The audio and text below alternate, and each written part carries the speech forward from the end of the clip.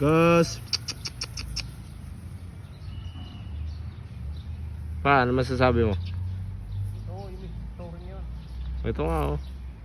Tore. Ayan yung husky natin oh. O ako muna. Ano ba bahala dyan? Binibidyohan na kita mag vlog ka. 1 kilometro yun. Anong vlog mo? Narito po kami sa Tagong Stasyon ng Cross. Ha? Tagong Stasyon ng Cross. Na hindi po nadadalaw ng mga tao gawa ng hindi po nila alam. Napakaganda pala. Ito na po ang langit. Sabi mo, may mga anghel. Nakikita ko na po ang mga anghel na tabi ng akasang malaki. Yung aso oh. Gus.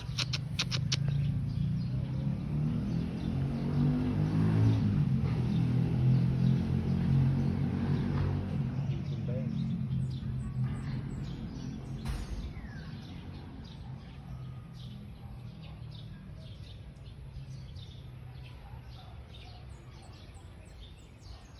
Mga ganyan, damo-damo, no? Oo, kunin mo na si ano. Baka matuklaw ng ahas eh. Baka may ahas dun. Taking nga lang po. Baka nandiyan si ano. Satan.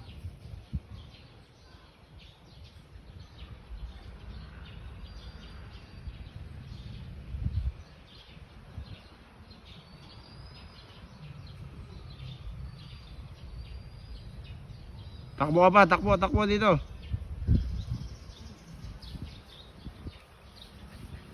Vlog ka, vlog. Ito po ang aking mga alagang aso. Na taktakan ng gaganda. Ano ka dyan? Ano ka? Ha?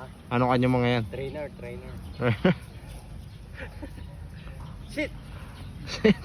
Oh, hindi naman nagsisit. Parang hindi naman ikaw boss ang ano, yung trainer. Ha? Eh, siyempre. Parang niloloko mo lang kami. Walang bayad. Kaya Ha?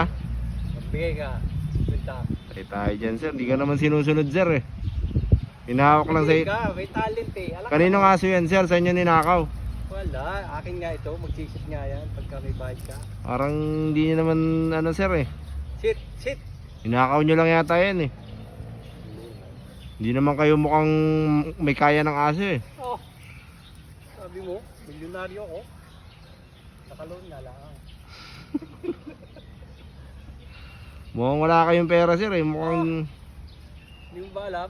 hindi kayo nag-aalmusal. Mukhang lunch lang. Tsaka ano. Oo, tipid eh. Hindi, saka hindi na tayo sa sarili natin. Yung idol natin si Dr. Rojo. Isang beses lang nakain sa maghapon.